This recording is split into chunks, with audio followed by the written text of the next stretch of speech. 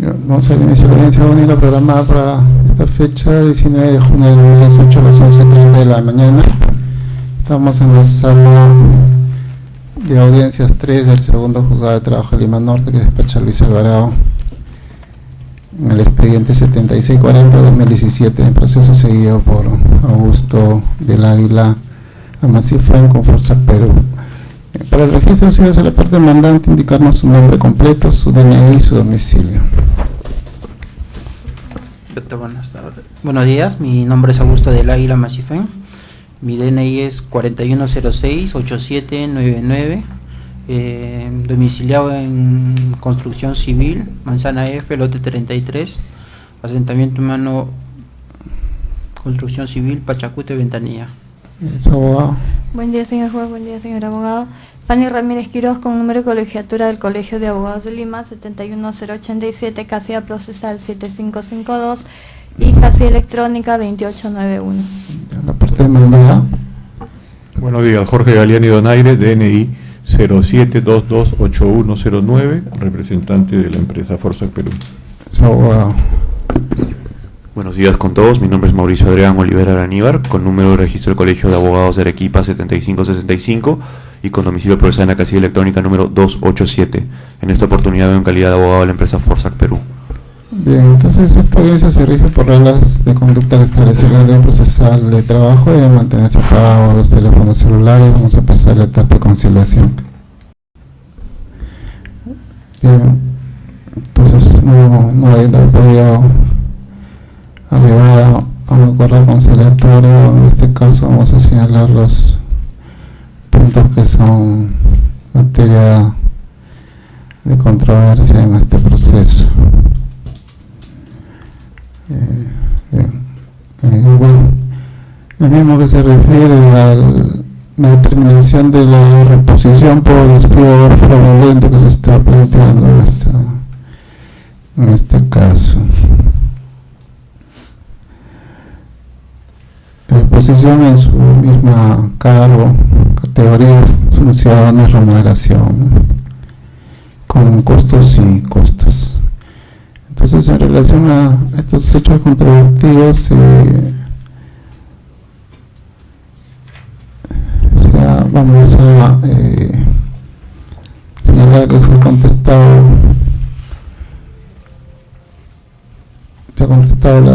la demanda, ¿no? Que la misma que se ha corrido traslado también. Entonces vamos a pasar a escuchar los alegatos de apertura, concretamente ya el tema de los alegatos. Puede empezar, doctora, ya.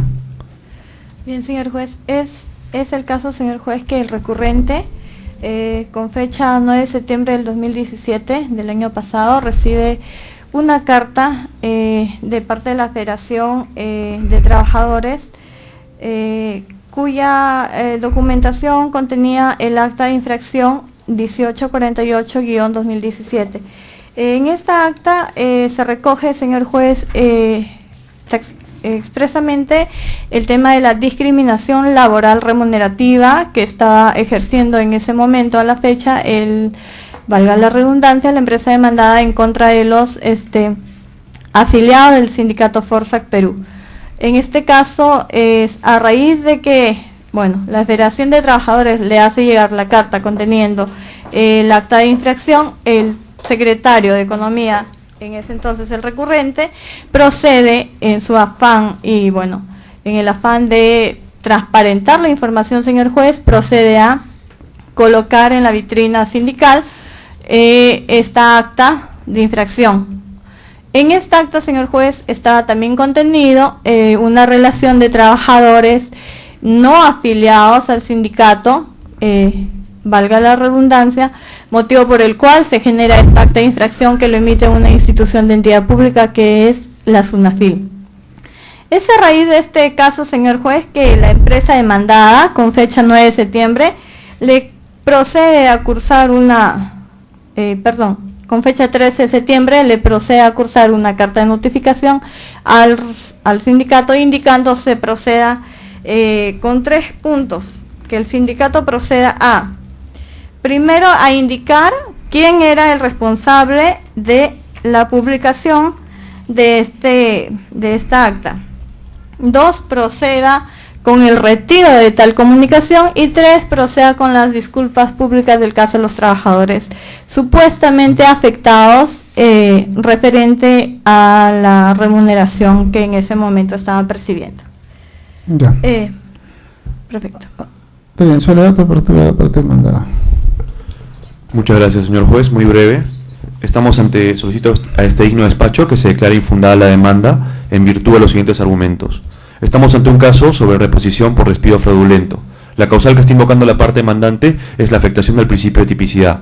Esto quiere decir que las faltas que se le ha invocado al señor del Águila en la carta de preaviso no estarían contempladas como una falta grave. Eso es lo que ha señalado la parte demandante. Asimismo, como argumento adicional ha señalado que la información que publicó el señor del Águila era una información pública y que podría ser de carácter de fácil acceso a cualquier persona. Sin embargo, señor juez, nosotros en esta audiencia vamos a demostrar que esa teoría del caso es totalmente falsa. ¿Por qué? ¿Por qué lo decimos, señor juez?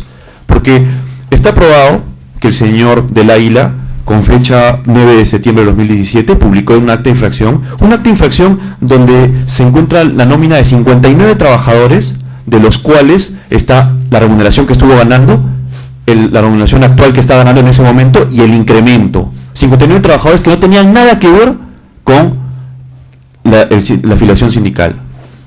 Entonces, esta situación en realidad a nosotros nos llamó la atención, porque en efecto, todo trabajador de Forsac sabe que no puede divulgar información de la empresa a terceros. Esta información estuvo en el mural, tal cual como lo ha señalado la abogada de la parte demandante, esta información estaba en el mural del sindicato. Entonces, este mural está a la vista de cualquier persona, no solamente trabajadores de Forsac, sino también a terceros, porque dentro del establecimiento de Forsac hay contratistas que circulan. Entonces, esta información en realidad era de carácter sensible. Ahora bien, señor juez, la parte demandante dentro de sus argumentos ha señalado que la información publicada es de libre acceso. Sin embargo, nosotros en esta audiencia vamos a demostrar que hay normas específicas, tanto la norma de datos personales como la ley de transparencia y acceso a la información pública, que señalan que cuando hay un procedimiento sancionador, esta información es de carácter reservada. Es más, esta es una excepción de la norma acceso a la información pública. Entonces, no cabe duda, señor magistrado, que el señor del Águila incurrió en una falta grave, que no solamente está en el inciso A y en el inciso el inciso D de la Ley de Productividad y Competitividad Laboral, sino que también estaba en el reglamento interno de trabajo que el señor tenía conocimiento.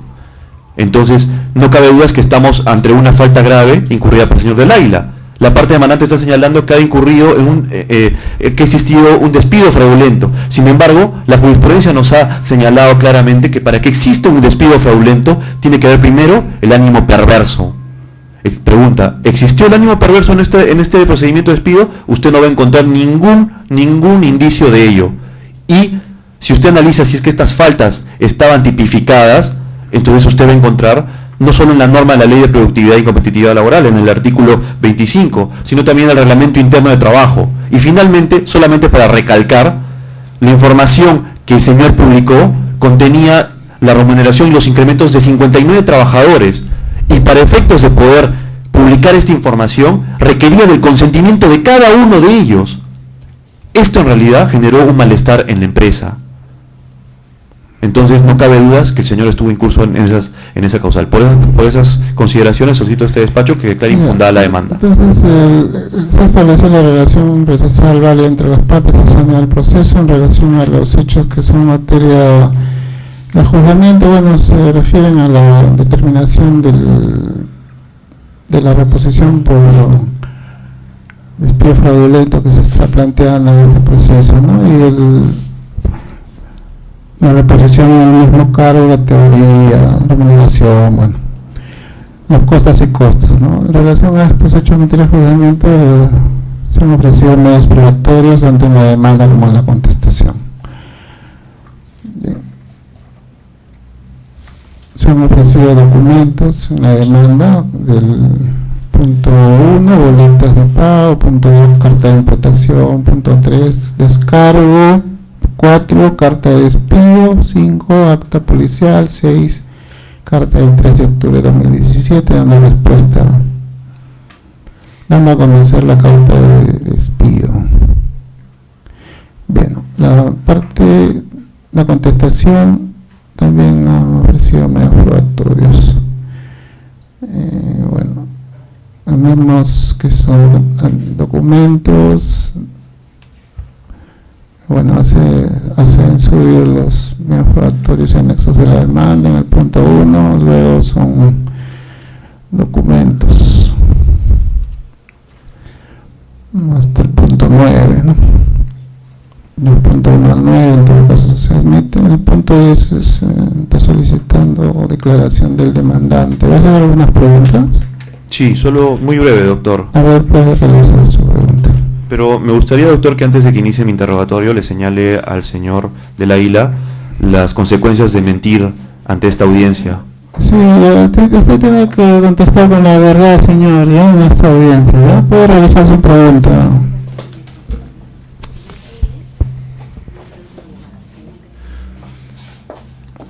Sí, puede empezar, doctor. Señor, ¿empiezo? Sí. Señor del Águila, ¿usted tenía conocimiento que no debía ni publicar ni divulgar información de la empresa?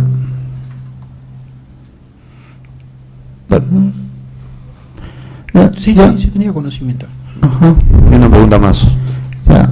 Bueno, esas serían las pruebas entonces ofrecidas por las partes, y en este estado entonces vamos a escuchar brevemente, en forma puntual, alguna prueba que quiera resaltar la parte demandante de las que ha ofrecido y su alegato final, ¿no? Perdón, señor juez. ¿Alguna prueba de las que ha ofrecido que usted quiera mencionar con mayor la relevancia y su alegato final? Perfecto. Sobre todo, señor juez, la fotocopia de la carta de imputación, que lo hemos adjuntado como anexo 1C, donde falta, donde se configura, señor juez, una de las causales del despido fraudulento, debido a que cuando se imputa una falta no prevista en la ley, por lo que nosotros, señor juez, consideramos que este medio probatorio es preciso y es menester indicar que la publicación del acta de infracción, señor juez, se hizo solamente con el único afán y fin de transparentar la información. Es más, señor juez, 2 de los trabajadores que supuestamente la empresa alega que se han visto afectados, valga la redundancia, ninguno de ellos hasta la fecha, hasta la actualidad ha cursado carta notarial o ha mostrado algún incomodidad respecto a este proceder del demandante. Solamente se hizo esa exhibición, señor juez, en el afán y en el ejercicio de la libre sindicalización y con el afán de transparentar la información. Es más, 2 de los supuestamente afectados, señor juez, que la empresa alega, a la fecha son sindicalizados ya de nuestro sindicato Forsac. Señor juez, finalmente ya su despacho evaluará los medios probatorios pertinentemente, evaluará nuestros argumentos finales, argumentos expuestos también en la demanda, y por todo lo expuesto, señor juez, solicitamos se declare fundada nuestra demanda en todos sus extremos. Igual la parte demandada, ¿se quiere resaltar algún medio probatorio o su alegato final? No, doctor. Solicitamos a este despacho, de este digno despacho, que declare infundada la demanda en todos sus extremos, en virtud de los siguientes argumentos. En esta audiencia, señor juez, se ha demostrado fehacientemente que el mismo señor del Águila ha señalado que estaba imposibilitado o no podía divulgar información de la empresa a terceros. El mismo señor del Águila ha confirmado tal presunción. Entonces, no cabe duda que la teoría del caso es incongruente de la parte demandante, porque si estamos ante una teoría del caso que señala la afectación al principio de tipicidad, entonces no puedo decir yo que esa falta no estaba señalada, sin embargo en la audiencia vengo a señalar lo contrario. Entonces hay una clara contradicción, señor magistrado. Siendo yo así, no cabe el despido fraudulento. Asimismo, nuevamente quiero recalcar, y me parece que es importante que usted, señor, tome conocimiento, que esa acta de infracción no contenía información de mero trámite, tenía información sobre las remuneraciones y los incrementos de 59 trabajadores. Y la norma, hay normas especiales que señalan que para efectos de poder divulgar esta información requiere de consentimiento. La ley 27806 señala específicamente en su artículo 15-B las excepciones al ejercicio del derecho a información confidencial. El derecho de acceso a la información pública no podrá ser ejercido respecto de lo siguiente. Numeral 3. La información vinculada a investigaciones en trámite referidas al ejercicio de la potestad sancionadora de la administración pública, en este caso es una FIL, en cuyo caso la exclusión al acceso termina cuando la resolución que pone fin al procedimiento queda consentida. Y el numeral seguido, en el numeral 5, señala que la información referida a los datos personales cuya publicidad constituye una invasión de la intimidad personal, lo señala como una excepción al acceso de la información pública.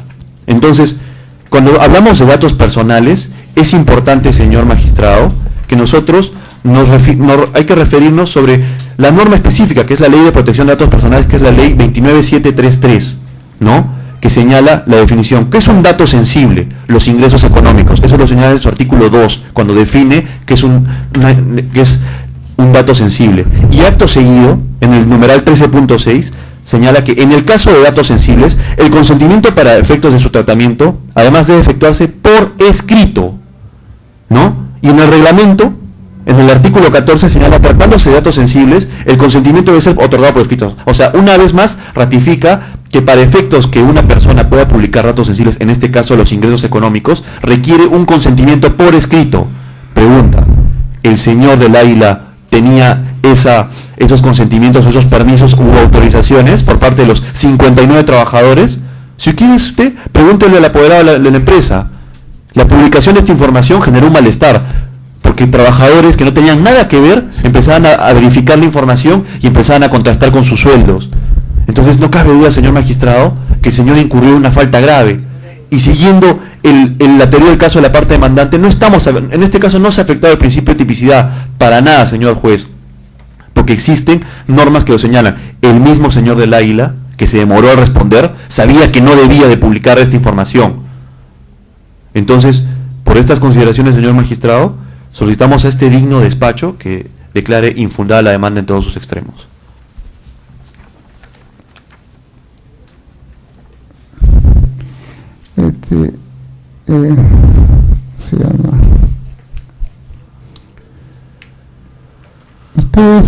¿Cómo se llama usted? Augusto del Águila. ¿Usted absorbió la carta de imputación que le mandaron? ¿Perdón? ¿Absorbió la carta de cuando le estaban señalando que había incurrido faltas? Sí, señor juez. Ya. O sea, en este proceso no está en discusión que usted fue el que publicó una acta de infracción de SUNAFIL. En ningún momento me estoy negando, señor. Yo fui Claro. el que pegó.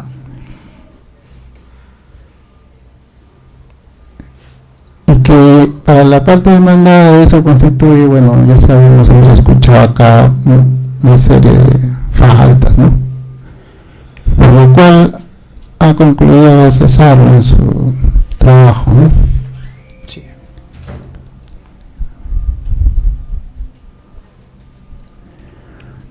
¿Y qué lo motivó a usted a publicar una acta de infracción? Bueno, ¿Usted era dirigente sindical? yo soy dirigente del En sindicato. el momento que usted colocó el acta, Claro, por supuesto que sí, señor. ¿qué cargo tenía? El cargo de secretario de Economía del sindicato Forza. En el momento que le dicen que han visto que usted fue el que publicó, usted era secretario De Economía, señor juez. de Economía, ¿no? ¿De cuándo a cuándo es su mandato? Porque qué periodo fue designado secretario de Economía? 2016, 17 y 18, señor juez. 17. Entonces usted tiene la calidad de secretario de Economía cuando usted hace la publicación. Así es. Ya. ¿Y qué lo motivó a hacer esa publicación? Bueno, en vista de que ocurrió la discriminación salarial. Ya, entonces, ¿usted consideró que esa acta está obra en autos, esa acta de infracción 1848-2017? No, señor juez. ¿Nadie la ha acompañado? Negativo, doctor. Ya. Entonces a usted lo motivó, dice usted, que ¿qué cosas se concluía en esa acta? ¿Qué le pareció a usted, digamos, importante para poder publicar esa acta de infracción? Bueno, lo que a mí me pareció es que hubo una infracción porque hubo... O sea, mejor dicho, para precisar más, o sea, usted, porque usted, no tanto usted, ¿no?, sino en esa acta de infracción, ¿qué concluía el Ministerio, la SUNAFIL? Porque seguramente algo que habían concluido ahí a usted le llamó la atención y usted seguramente quiso que todos, no sé quiénes, tomen conocimiento, ¿no? No, a eso me refiero. ¿Qué de su contenido de esa acta de infracción, qué cosa usted consideró, qué se resolvió ahí que pueda ser interesante para los trabajadores? Que hubo vulneraciones a los derechos laborales, señor. Así se señala en el acta de infracción de SUNAFIL que usted colocó. Ahí se señala que había infracción. Es casualmente por eso que la SUNAFIL hace el acto sancionador que le da ¿Por qué sancionó la empresa? Por discriminación laboral. Discriminación laboral. Salarial, perdón. Salarial. Sí, sí, sí. ¿Y no les parece a ustedes que han debido presentar o no la tienen esa acta? La verdad, señor juez, que yo no redacté la demanda. ¿Y no la tiene ya usted esa acta? El sindicato sí la tiene, Sí, lo sí, que sí, pasa sí, es que sí. Pero sería recomendable pues saber, ¿no? Porque si están hablando que por publicar un acta lo han cesado al señor, sería interesante ver pues, por lo mínimamente a qué escribirse esa acta, ¿no? En la parte final. Ya, eso creo que es algo obvio, ¿no? De que se tiene que saber cuál es el contenido mínimamente por el cual se señalan una serie de situaciones de parte de ambas partes, además. Por eso la pregunta, pues. Se concluye, señor juez, en el acta, en la última parte, de que ha habido una discriminación laboral, salarial, remunerativa, debido a que a cierto grupo de trabajadores no sindicalizados. Eso se hizo porque supuestamente el señor ha hecho conocer que algunos llamaban diferente que otros, ¿no? Entonces ya eso se puede concluir algo. Ahora, en su condición de dirigente sindical, ¿no? En ese momento. Sí. Secretario de Economía, dice usted, ¿no? ¿Eso lo ha acreditado? Sí, está redactado en el acta. En la demanda. En la demanda, señor. Pero tómese en cuenta, señor juez, que tampoco es un hecho que la empresa haya negado de que el señor recurrente, demandante, a la fecha de la publicación, no haya ausentado tal cargo, por lo que se deduce. No sé, yo de las preguntas que estoy haciendo, de las dudas que tengo, está saliendo de lo que ustedes están escuchando, ¿no? No hay el acta, no sé si haya la acreditación de su condición de dirigente, que ya ahora voy a ver qué cosa voy a disponer, y principalmente eso, pues porque una parte considera, usted seguramente, usted estaba en su noción de derecho que usted no había ningún inconveniente en publicar esa, pero para la parte demandada esa acta, digamos, contenía información sensible, dice, ¿no? Porque esa es la posición de la parte demandada, que es que había en esa acta indicaciones de remuneraciones que son temas sensibles. Por eso entonces está alegando de que no se debió publicar, ¿no? Al menos de esa manera No se debió. Ahora no sé si ya hay otros temas ahí entre que si la empresa tiene o no tenga cuestiones de discriminación sindical, eso no sé, no he escuchado en esta audiencia. Me imagino porque el acta ha salido de alguna parte, no se ha inventado la SUNAFIL de crear un acta. Debe haber pues situaciones en la empresa relacionadas a eso, ¿no? Entonces, si me permite, doctor, hacer una aclaración. Sí. Primero, en la página 7 de nuestro escrito de contestación hemos hecho un print, un pantallazo de donde están los nombres de los trabajadores y están sus sueldos, todo eso, ¿no? Entonces, es una información que ha sido colgada. Y en segundo lugar, estamos ante una demanda que es de reposición por despido fraudulento. Acá no estamos analizando la proporcionalidad o razonabilidad de la falta, ¿no? Eso es importante tomarlo en consideración, más aún cuando incluso la Corte Suprema ha desestimado demandas que versan sobre despido fraudulento y donde las Cortes Superiores han señalado que existió un despido fraudulento porque la falta fue desproporcional e irrazonable. Sin embargo, la Corte Suprema, con buen criterio, señala que no existe, cuando hablamos de despido fraudulento, lo que primero hay que verificar es el ánimo pérfido. Y en segundo lugar, qué causal está invocando, ¿no? De hechos imaginarios o falsos, afectación del principio de tipicidad y los que conocemos. Eso es importante tomar en cuenta. Sí, pero también es importante que se hubieran presentado, como se señalo yo, el acta en su integridad, ¿no? Para ver en qué contexto se da. Si es un despido, primero evidentemente se hace un procedimiento y acá es un despido. Ahora, si es fraudulento, eso lo vamos a ver, ¿no?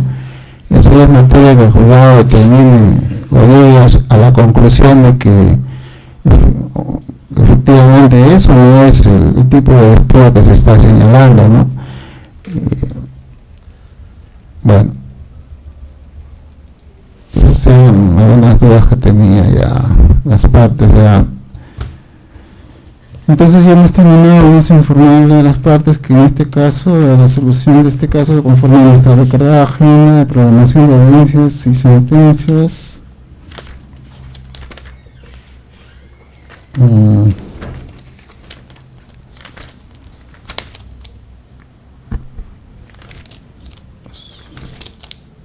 podemos hacerlo llegar a través de sus casillas electrónicas el 22 de agosto, con lo que concluye la presente audiencia.